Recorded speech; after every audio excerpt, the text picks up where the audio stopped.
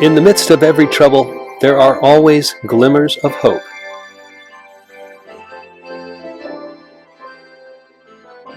Thanks for watching. All right, welcome back to Glimmers of Hope. I'm your host, Dwight, and thanks again for joining us. We're very excited today, to have Pastor John Lewis of the, I want to make sure I get it right, Pastor, it's the Fountain of Life Church. Yes. Okay, the Fountain of Life Church. And he's going to tell a very interesting story about why we are sitting here together, why we have become associated. So I'm very excited to welcome Pastor Lewis, and so let's get started right here. So I always like to start the talk about, let's go back. Now it's 7 months. Mm-hmm. Is that incredible? It is incredible.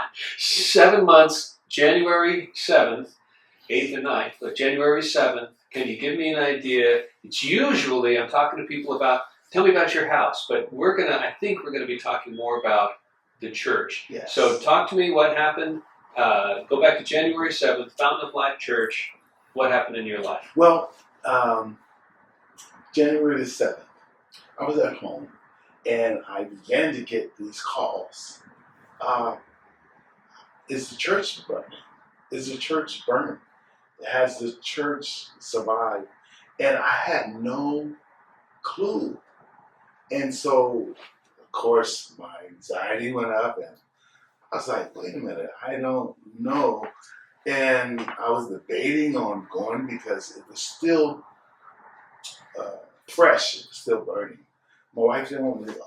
Right. But I said, I have these phone calls, I have to give an answer. And the only way I can give an answer is to actually go out and see. So I'm driving from the Inland Empire. So it took me about 40 minutes. Well, I didn't interrupt you there. I didn't know that. You're in Yes. Inland Empire, Mm-hmm. which is way off 210 freeway or out to 60 or something like that. So it's way out that way. And Altadena Yes. is down the other So side. I had no idea. Wow, okay. So I'm driving, I'm praying that it's not true. And I'm hoping, I'm praying. And I get to Altadena and I see other places. And I'm saying, okay, maybe the firefighters notice that this is a church and put a lot of effort into saving it. But when I arrived, my heart just sunk. The flames were still burning. And I'm going to be honest, I cried. Sure. I cried. And that's how I discovered that church building was completely destroyed. Oh.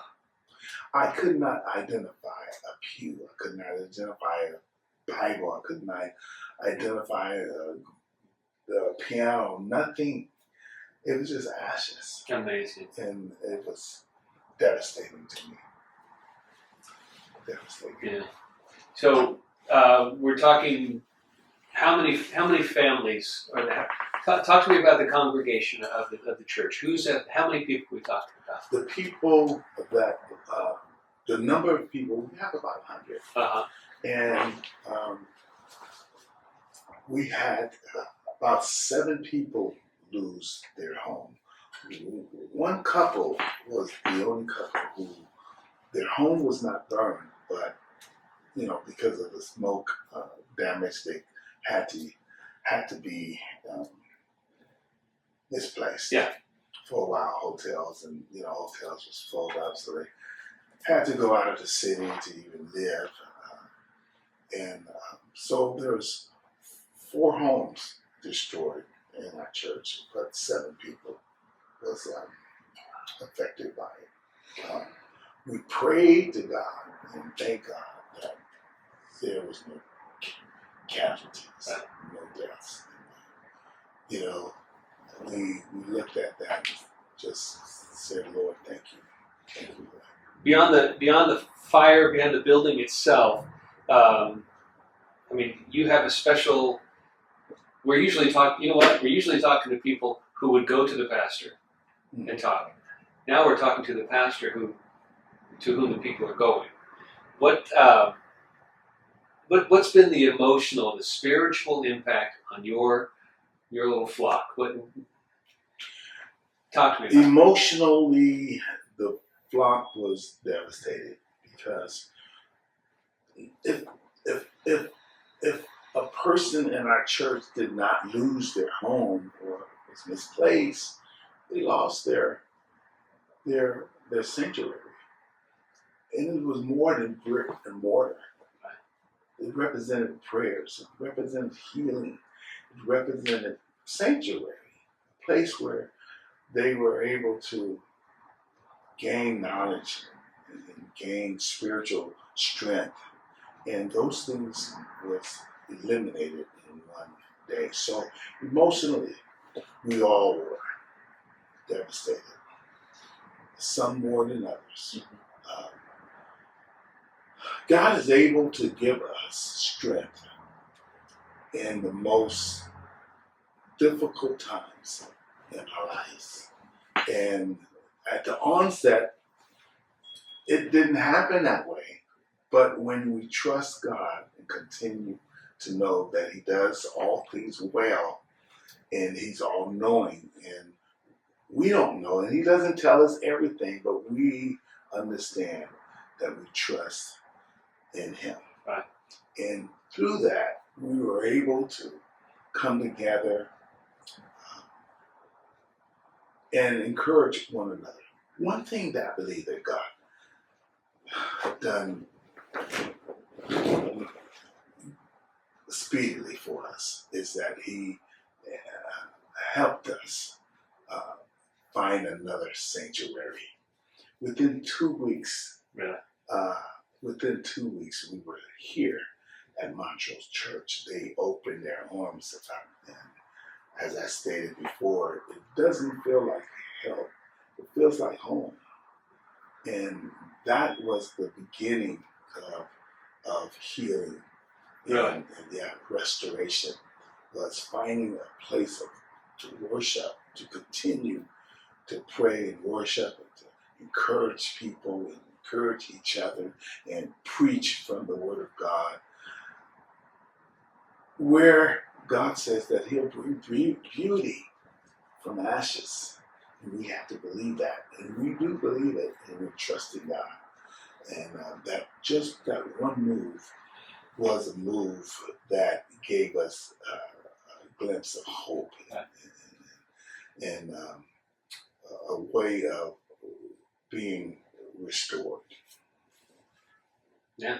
So we're in one of the pastor's offices here at the Brazil Church right now, and I was in the congregation the Sunday you had the music festival or whatever it was that weekend, which was great. That was beautiful. Thank you very much.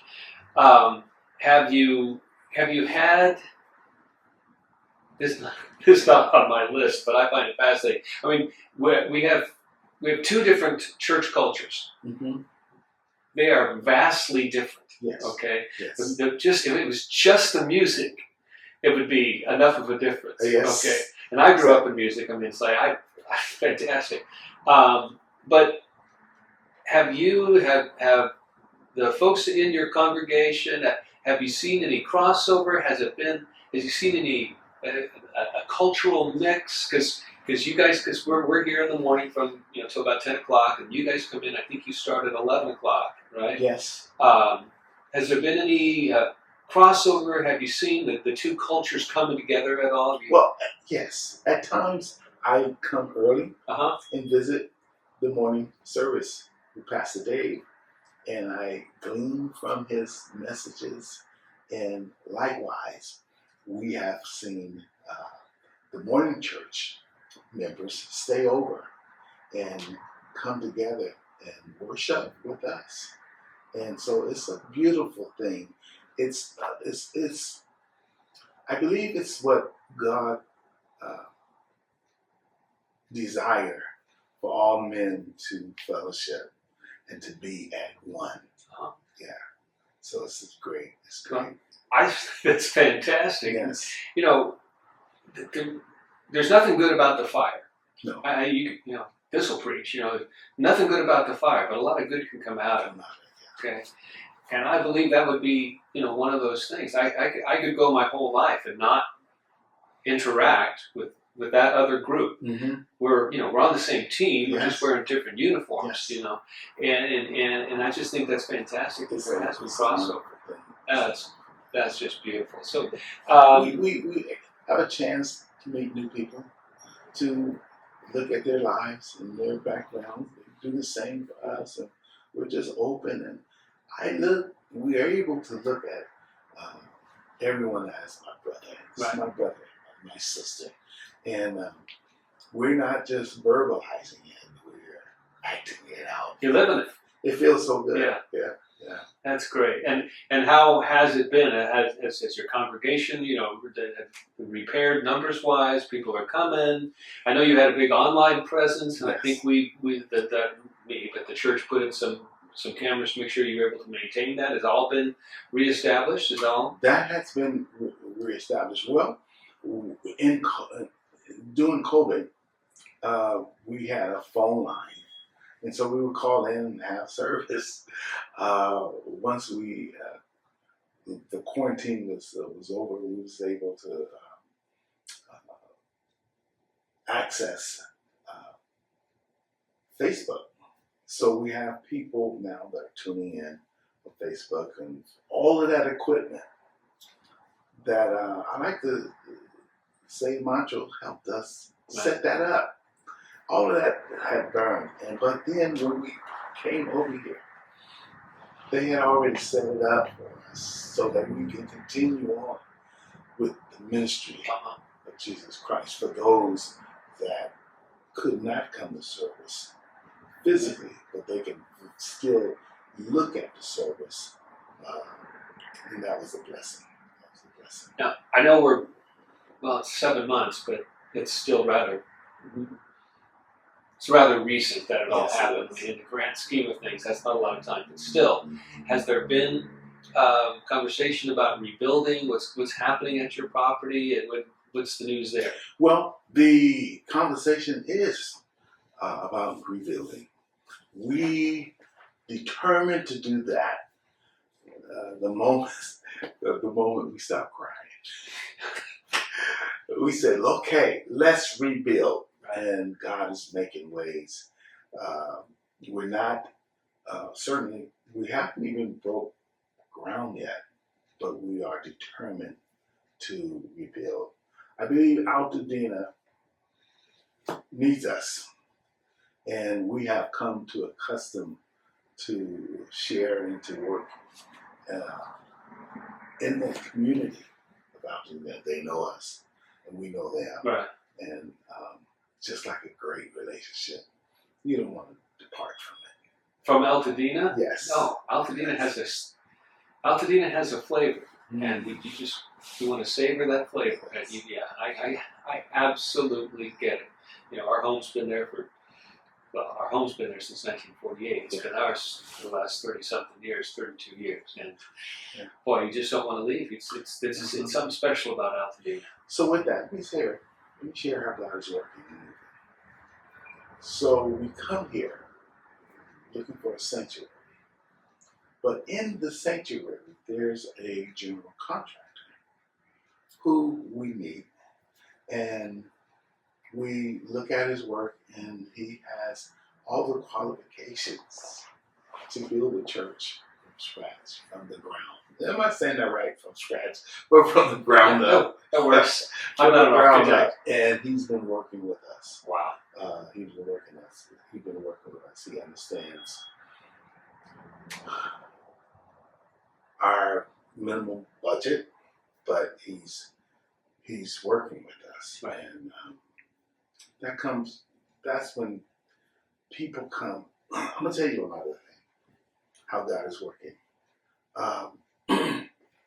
At the onset of the fire, after we had so many people coming out and encouraging us to rebuild and to help.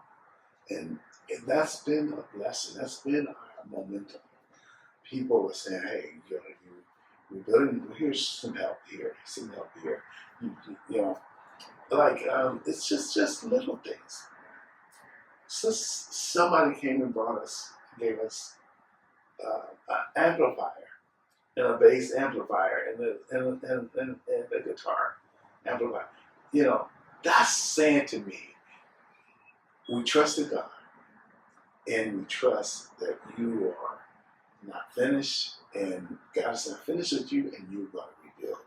You're giving me instruments that perhaps won't be played until the building is Right. Is every time I look at it, it gives me momentum and enthusiasm to continue on, to be encouraged.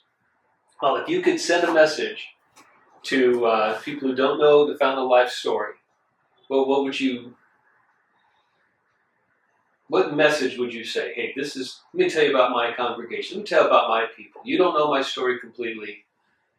Let me tell you about the people from the Fountain of Life Church. What would you say to them? I would say to them is that the Fountain of Life congregation, as I stated, it's not a large congregation, a community, but it's a working community. We give out food twice a month, Wednesdays. First Wednesday and second and third Wednesday, excuse me. Then we give out produce and bread and pastries every Saturday. And this is the congregation who trust the Lord, who believe the Lord, and that are fighters for what is right. And they are very resilient, and they trust God, and they are working together. Well, beautiful. And for the wider community, John, is there? Here, Pasadena, Altadena, beyond, you have an opportunity to talk to folks. Mm-hmm. Is there a way that someone could participate? Could donate? Could help you out? Well, yes, because we're in the process, but certainly we're going to need help. We can. Anyone that desires to donate to the church for the rebuild, we call it God's hands extended, to help us continue to extend the work of the Lord, can donate by way of PayPal, Zelle, or Cash App, using our email address, which is the number 9, FOLZNAZ at AT&T. So it's 9 Fountain of Life Naz. Mm-hmm. Yes. So 9 FOLNAZ Nazarene at AT&T. AT&T.net. AT&T.net. Okay, I'm going to go through it slowly because that's a lot of words. Thank you. The number 9 FOL for Fountain of Life. Yes. Naz, N-A-Z, like Nazarene. Yes. At AT&T.net. Yes. 9 FOL Naz at AT&T, ATT.net. Yes. And I have a feeling we'll be able to put that in the notes when we broadcast, so people can see that there. It's amazing how God will, in giving. I'm just a little bit about this. In giving, we have a song, African American song, that says, "You can't beat God giving." Why? Because the more you give, the more He gives to you. Just keep on giving, and you will see that it's true, that you cannot beat God giving. And that's a blessing, and that's a truth. What is it? The scripture, He owns a cattle on 1,000 hills? Yes. There you go. Belongs to Him. Yeah. There you go. I do want to say this too, about Altadena, even about our church, is that you look at David, the young David, the sheep herder. He was anointed king. But no one knew he was king but God, his father, the prophet, and his brothers. And he went back tending sheep. But there was a devastating moment in the history of the church. And that was when God's people, well, the Philistines were fighting against God's people. And David went to go bring his brother some lunch. And we know the story. He defeated Big Goliath. Now everybody knows. So I'm looking at God in Altadena. Maybe someone didn't know Altadena or didn't know how great God is. But now this opportunity, it's like we will fight against Goliath and we will rise again and we will have victory. I want to say to anyone that have been affected by it, because there's many people, it's not directly, but then your uncles, relatives, someone, a friend. I want you to know that God is not finished with you. I want them to know that you just keep trusting God. Don't give up, because what you have in you will make all the difference. You have to use what God has already given you. And when you do that, He sees your faith and He begins to open up doors. And you just got to keep moving. Yeah. Just got to keep going forward. Everybody who sat in your chair and the folks that I've talked to in the hallway out there, and when I talk to my wife, we just got to keep moving forward, because although we're part of the clockwork that God is, spinning out, Yes. we really can't see the whole mechanism. And it just click, click, click. It's going to be moving. Trust that God has a plan. Yes. And when something happens that gets in the way, God has a plan. Mm-hmm. And the Altadena fire, the Eden fire, boy, that was a big something getting in the way. It was. God has a plan. He has a plan. He has a plan. And I think things are going to work out for the Fountain of Life Church. And I think it's been great that we've had an opportunity to meet you folks. Yes. And that's a positive. Yes. The fire, 9,400 structures are destroyed. Lives are completely destroyed. Not to mention the lives that were lost. Yes. But the people, the businesses, and the incomes, and the lot, just everything. Yes. God has a plan. Yes. God has a plan. We have a moment of testimony where we choose one person each month. We call it Miracles in the Mayhem. And they come and share something what God has blessed them with after the fire. Because in spite of the fire. In spite of Give me an example. Well, an example, one woman lost their home. And she thought she didn't have enough insurance, but then someone came alongside her and was literally able to finish the amount that she needed to rebuild her church. That's Miracles in the Mayhem. Another miracle, I just was invited to a groundbreaking of one of our associate members, a friend of ours. He just broke ground last week. And, it's only been 7 months, so that was maybe. Well, it's fantastic. Pastor, let's remind everybody of the email is 9 FAL Fountain of Life NAZ NAZ 9 Fountain of Life NAZ 9 FOL NAZ. Let's say it several times at att.net. Yes. All right. Well, Pastor John, it's a real pleasure. It was a blessing. Seeing you here tonight, and I'll see you Sunday morning. Thank you so much. Be here. My pleasure. Thanks for being here. Appreciate you. All right. Thank you all so much for being a part of Glimmers of Hope. And like Pastor Lewis has reminded us here, God has a plan. Even in the scary times, even in the troubled times, even when Goliath is staring you down, God has a plan. And I hope you keep your eyes open for His plan in your life. Thanks for watching. Pastor, thank you. Thank you. Please reach out to us. info@glimmersofhope.me